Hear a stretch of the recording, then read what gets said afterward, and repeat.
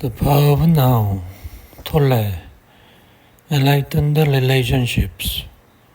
Enter the now from everywhere you are. Question. I always thought that true enlightenment is not possible except through love in a relationship between a man and woman. Isn't this what makes us whole again? How can one's life be fulfilled until that happens? Answer. Is that true in your experience? Has this happened to you? Questioner. Not yet. But how could it be otherwise? I know that it will happen. Tolle.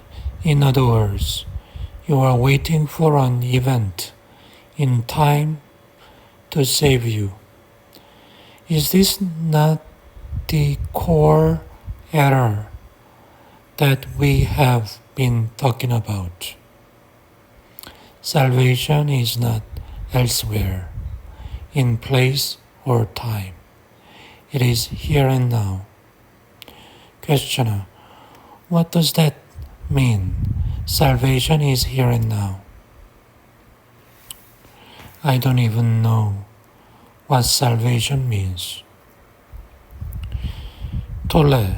Most people pursue physical pleasure or various forms of psychological gratification because they believe that those things will make them happy or free them from a feeling of fear or lack. Happiness may be perceived as a heightened sense of aliveness attained through physical pleasure. But true salvation is a state of freedom from suffering from a perceived state of lack and insufficiency, and therefore from our wanting, needing, grasping, clinging. It is freedom from compulsive thinking, and above all, from past and future as a psychological need. Your mind is telling you that you cannot get there from here. Something needs to happen. It is saying that you need time, that you need to find, achieve, understand something. You see time as the means to salvation. You think that you can't get there from where and who you are at this moment, because you are not yet complete. But the truth is that here and now is the only point from where you can get there. You get there by realizing that you are there already. You find God the moment you realize that you don't need to seek God. So there is no only way to salvation. Any condition can be used, but no particular condition is needed. However, there is only one point of access, the now. There can be no salvation away from this moment. You are lonely and without a partner. Enter the now from there. You are in a good relationship. Enter the now from there. There is nothing you can ever do or attain that will get you closer to salvation than it is at this moment. This may be hard to grasp. But anyway, you cannot do this in the future. You do it now or not at all. Love-hate relationships Unless and until you access the consciousness frequency of presence, all relationships are deeply flawed and ultimately dysfunctional. They may seem perfect for a while, such as when you are in love, but that apparent perfection gets disrupted as arguments, conflicts, dissatisfaction, and emotional or even physical violence occur with increasing frequency. It seems that most love relationships become love-hate relationships before long. Love can then turn into savage attack, feeling of hostility, or complete withdrawal of affection at the flick of a switch. This is considered normal. The relationship then oscillates for a while, a few months or a few years, between the polarities of love and hate, and it gives you as much pleasure as it gives you pain. It is not uncommon for couples to become addicted to those cycles.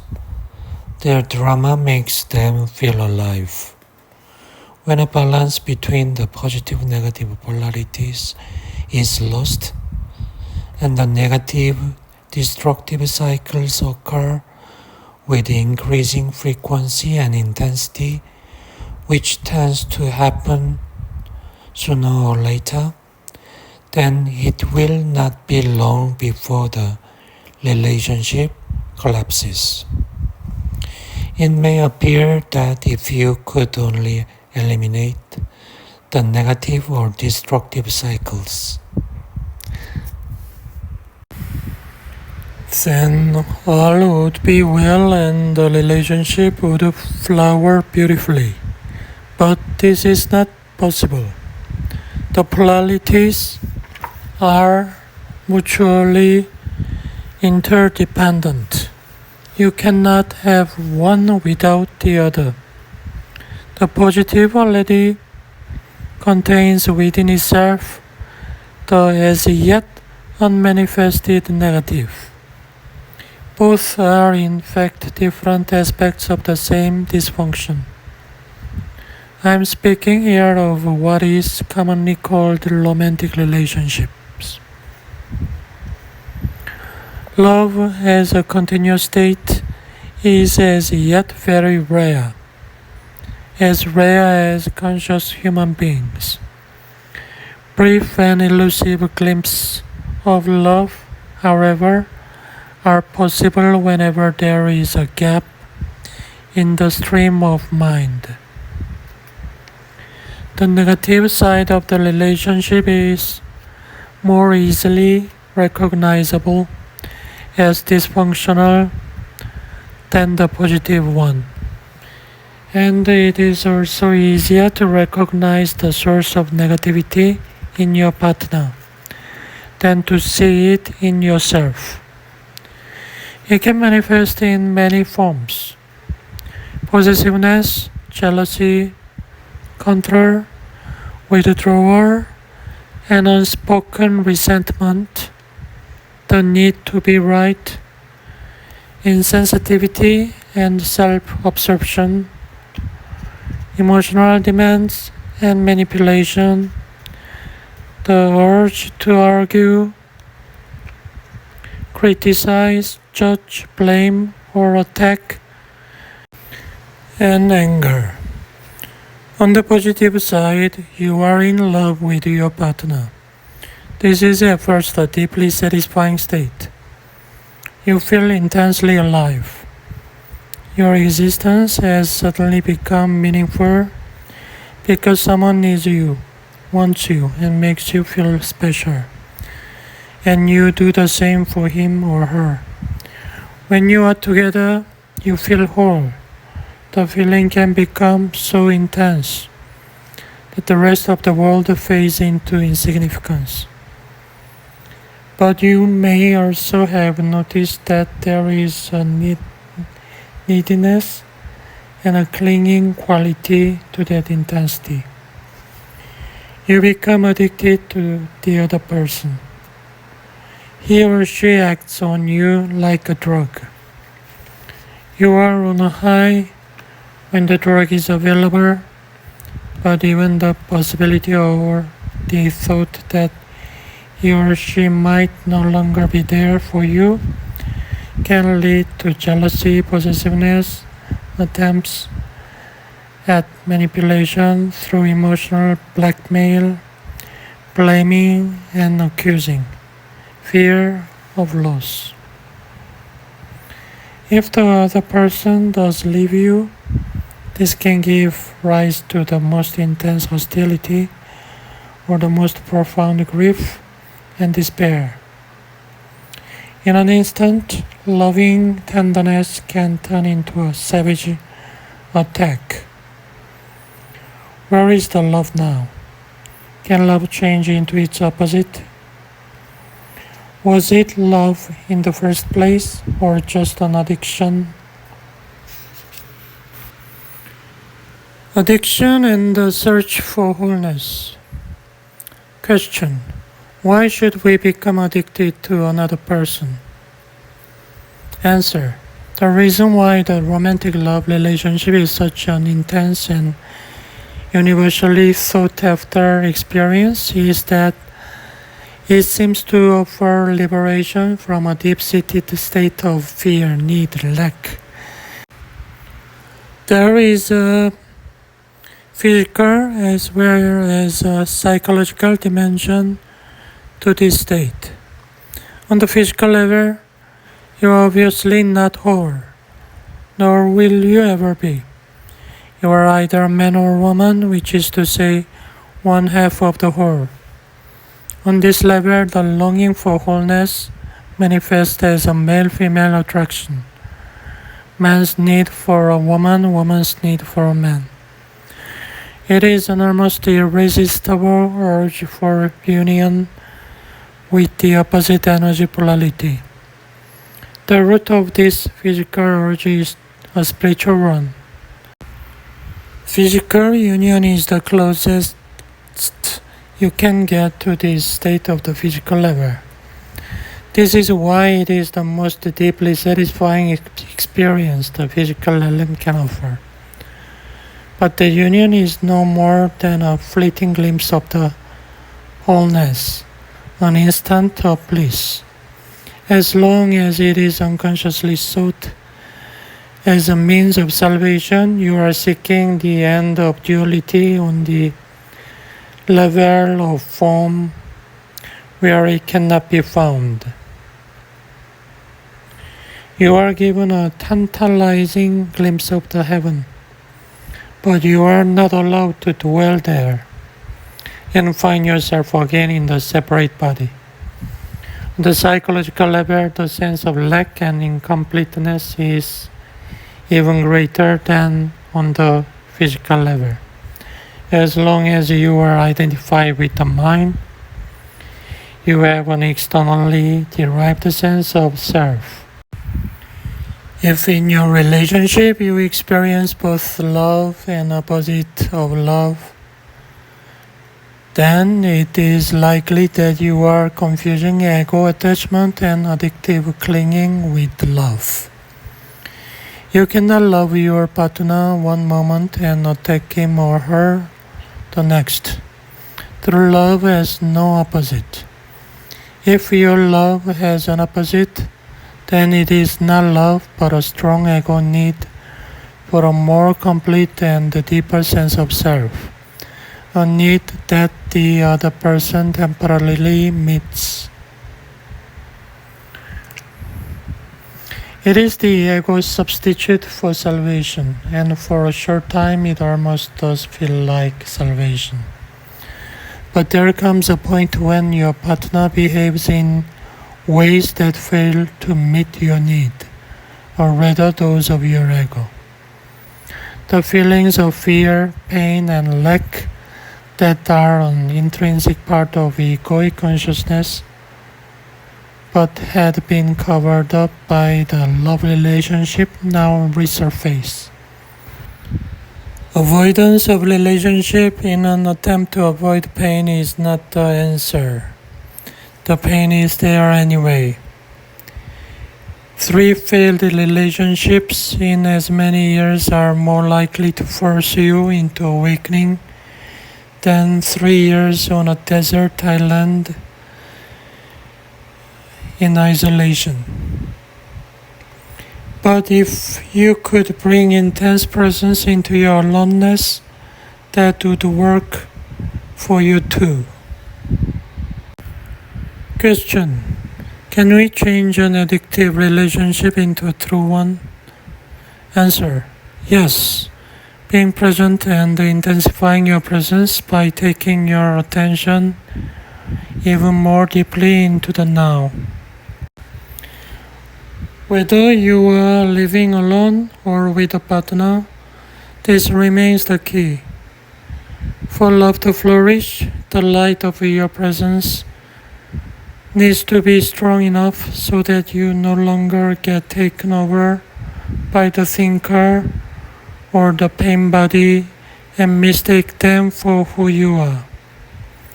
To know yourself as the being underneath the thinker, the stillness underneath the mental noise, the love and joy underneath the pain is freedom. To disidentify from the pain body is to bring presence into the pain and thus transmute it. To disidentify from thinking is to be the silent watcher of your thoughts and behavior, especially the repetitive patterns of your mind and the roles played by the ego. If you stop investing it with selfness, the mind loses its compulsive quality. In fact, the moment that judgment stops through acceptance of what is, you are free of the mind. You have made room for love, for joy, for peace. First, you stop judging yourself. Then you stop judging your partner. The greatest catalyst for change in a relationship is complete acceptance of your partner as he or she is, without needing to judge or change them in any way. That takes you beyond the ego. All mind games and all addiction clinging are over. There are no victims and no perpetrators anymore. No accuser and accused. This is also the end of our codependency, of being drawn into somebody else's unconscious pattern and thereby enabling it to continue. You will then either separate in love or move even more deeply into the now together, into being. Can it be that simple? Yes. Love is a state of being. Your love is not outside. It is within you. You can never lose it, and it cannot leave you. It is not dependent on some other body. In the stillness of your presence, you can feel your own formless and timeless reality as the unmanifested life that animates you. You can then feel the same life deep within every other human and every other creature. You look beyond the veil of form and separation. This is the realization of oneness. This is love. What is God? The eternal one life underneath all the forms of life. What is love? To feel the presence of that one life deep within yourself and within all creatures.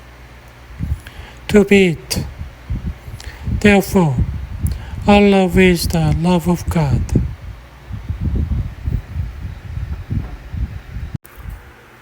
Love is not selective, just as the light of the sun is not selective. It does not make one person special. Exclusivity is not the love of God, but the love of ego. However, the intensity with which true love is felt can vary. There may be one person who reflects your love back to you more clearly and more intensely than others.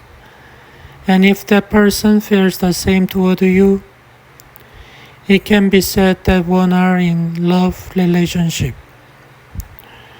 The bond that connects you with that person is the same bond that connects you with the person sitting next to you on the bus. Only the degree of intensity with which it is felt differs. Even in an otherwise addictive relationship, there may be moments when something more real shines through, something beyond your mutual addictive needs. These are moments when both you and your partner's mind briefly subside and the pain body is in a dormant state.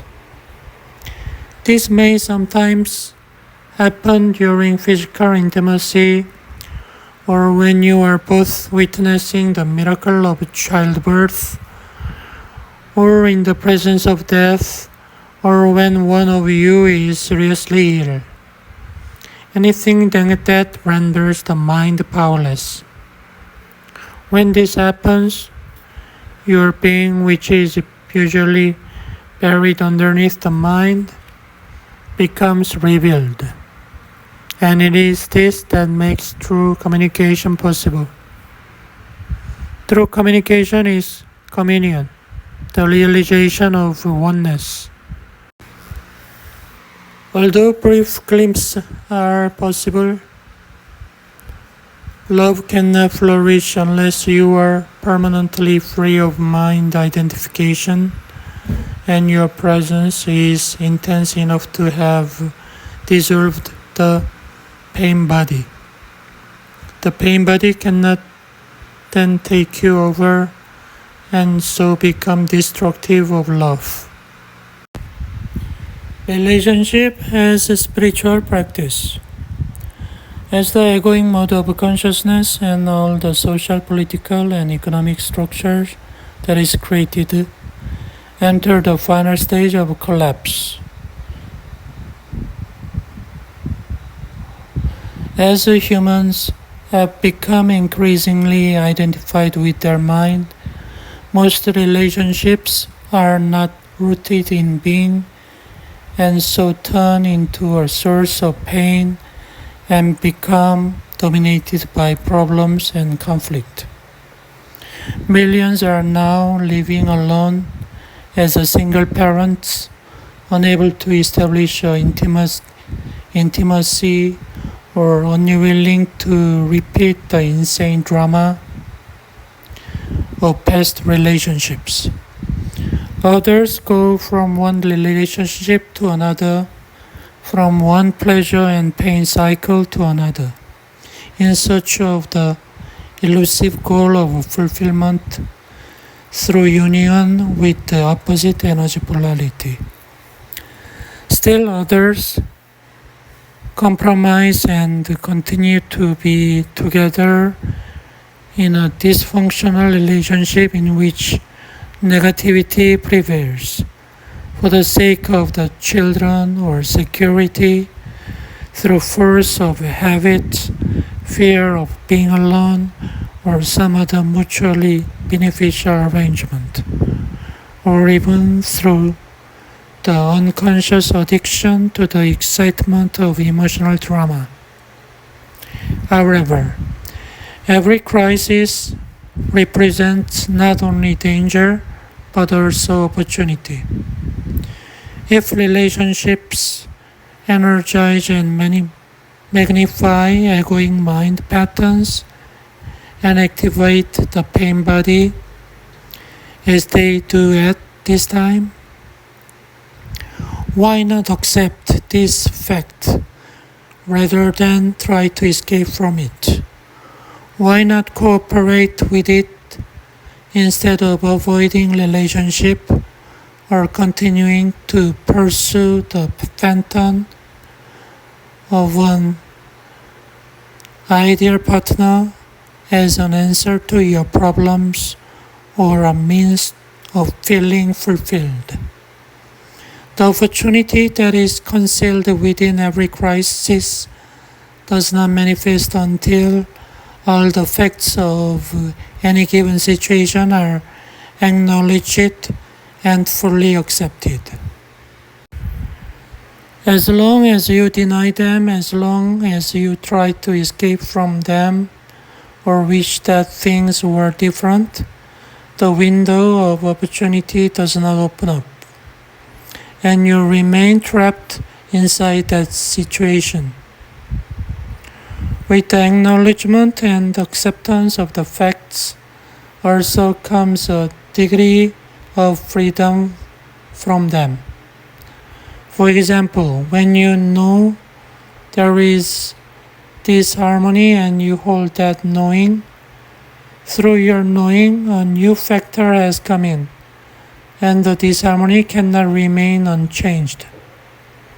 When you know you are not at peace, your knowing creates a still space that surrounds your non-peace in a loving and tender embrace and then transmutes your non-peace into peace. You cannot do anything about your inner transformation. You cannot transform yourself, and you cannot transform your partner.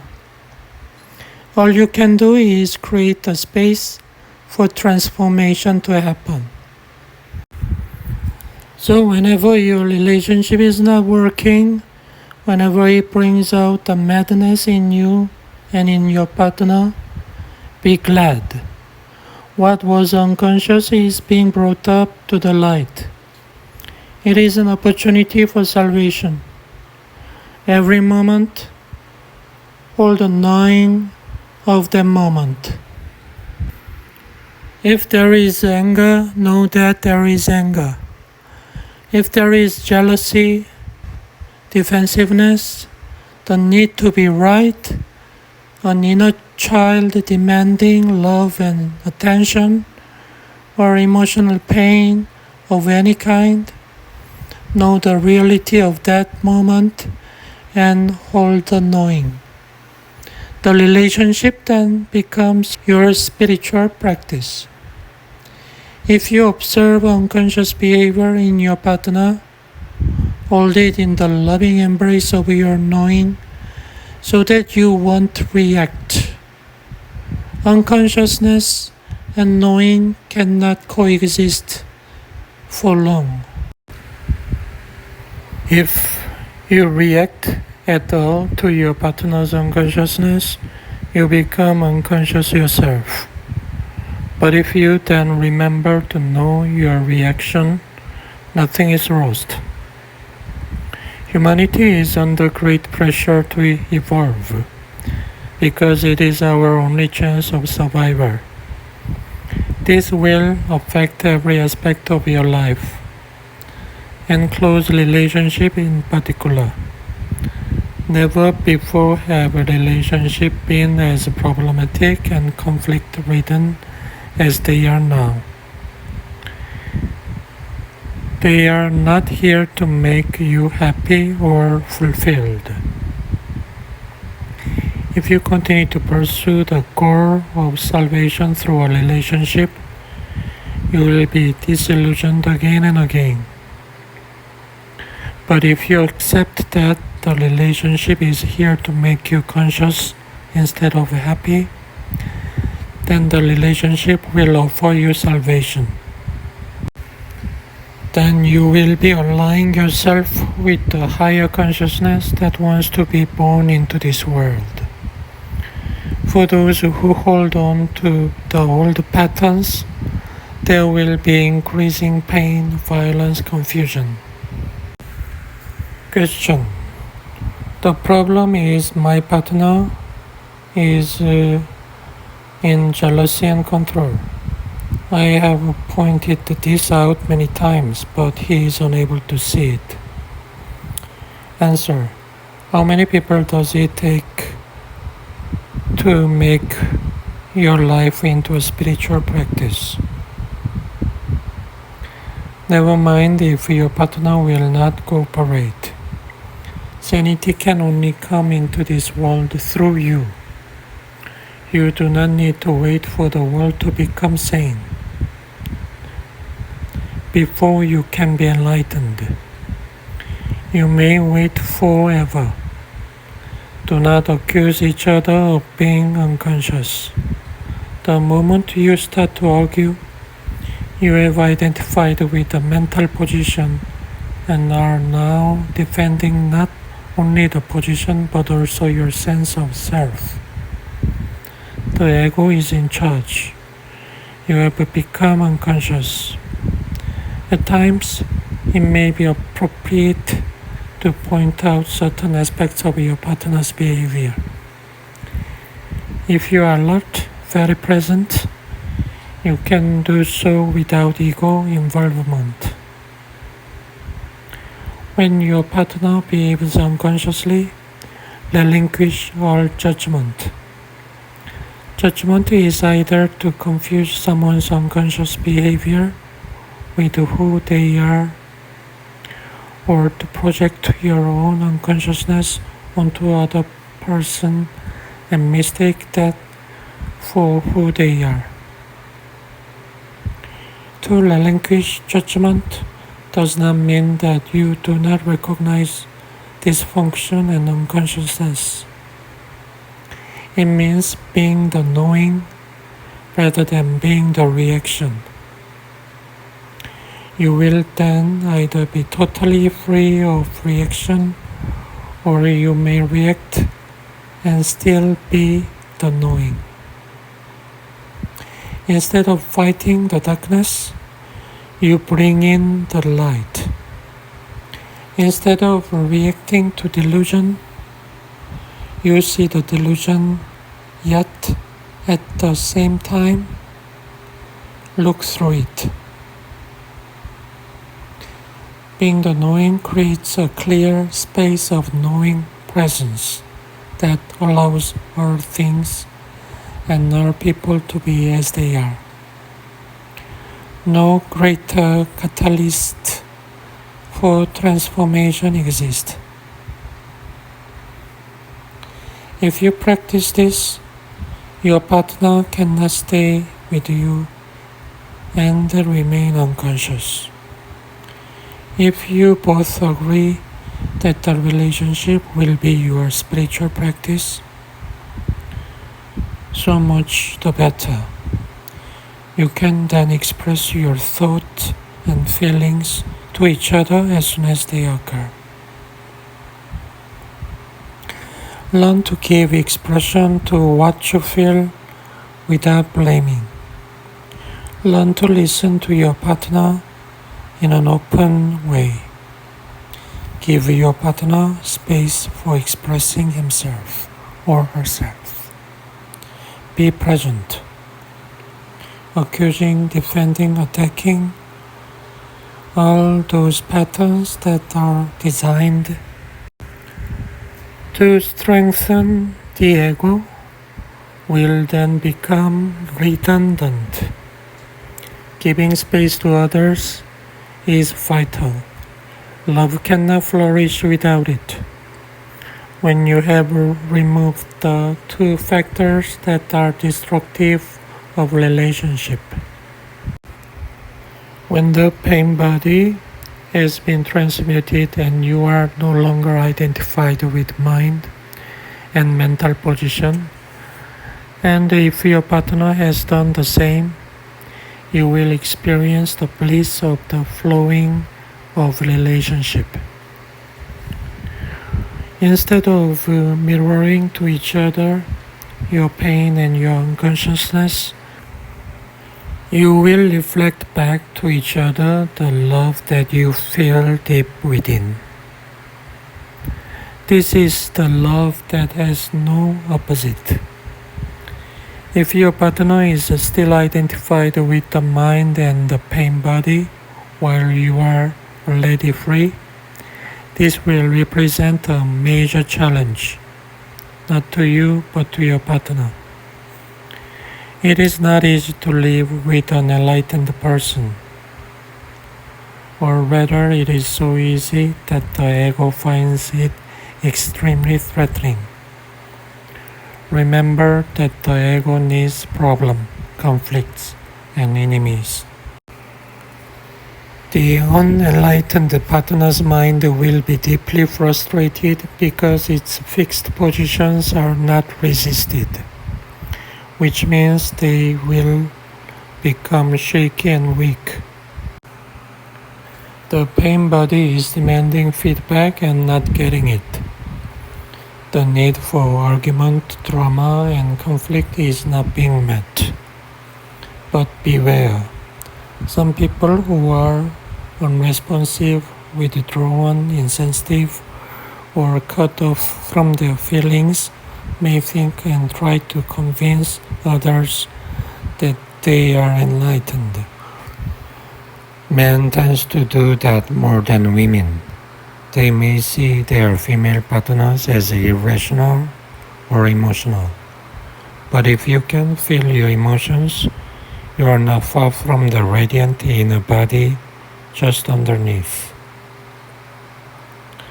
If you are mainly in your head, the distance is much greater, and you need to bring consciousness into the emotional body before you can reach the inner body.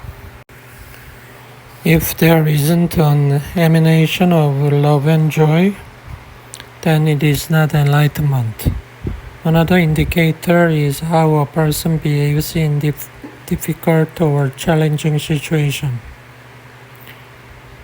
If your enlightenment is egoic self-delusion, then life will soon give you a challenge that will bring out your unconsciousness. If you are in a relationship, many of your challenges will come through your partner. For example, a woman may be challenged by an unresponsive male partner who lives almost entirely in his head. The absence of love in the relationship will trigger the woman's pain body, and through it she will attack her partner, blame, criticize. This in turn now becomes his challenge to defend himself against her pain body's attack. He will become even more deeply entrenched in his mental position as he justifies, defends himself. Eventually, this may activate his own pain body. When both partners have thus been taken over, a level of deep unconsciousness has been reached of emotional violence, savage attack, and counterattack. It will not subside until both pain bodies have replenished themselves and then enter the dormant stage. Until the next time. This is only one of the endless number of possible scenarios. Many volumes have been written, and many more could be written, about the ways in which unconsciousness is brought out in male-female relationships. But once you understand the root of the dysfunction, you do not need to explore its countless manifestations. But actually, every challenge is a disguised opportunity for salvation. At every stage of the unfolding dysfunctional process, freedom from unconsciousness is possible. For example, the woman's hostility could become a signal for the man to become out of his mind-identified state, awaken into the now, become present. Instead of being the pain body, the woman could be the knowing that watches the emotional pain in herself. This would remove the compulsive and automatic outward projection of it. She could then express her feelings to her partner. There is no guarantee that he will listen, but it gives him a good chance to become present and certainly breaks the insane cycle of the involuntary acting out of old mind patterns. If the woman misses that opportunity, the man could watch his own mental emotional reaction to her pain, his own defensiveness rather than being the reaction. He could then watch his own pain body being triggered and thus being conscious into his emotions. In this way, a clear and still space of pure awareness would come into being, the knowing. This awareness does not deny the pain and yet is beyond it. It allows the pain to be and yet transmutes it at the same time. It accepts everything and transforms everything. A door would have opened up for her, through which she could easily join him in the space. If you are consistently, or at least predominantly present in your relationship, this will be the greatest challenge for your partner. They will not be able to tolerate your presence for very long and stay unconscious. If they are ready, they will walk through the door that you opened for them and join you in that state. If they are not, you will separate like oil and water. The light is too painful for someone who wants to remain in darkness.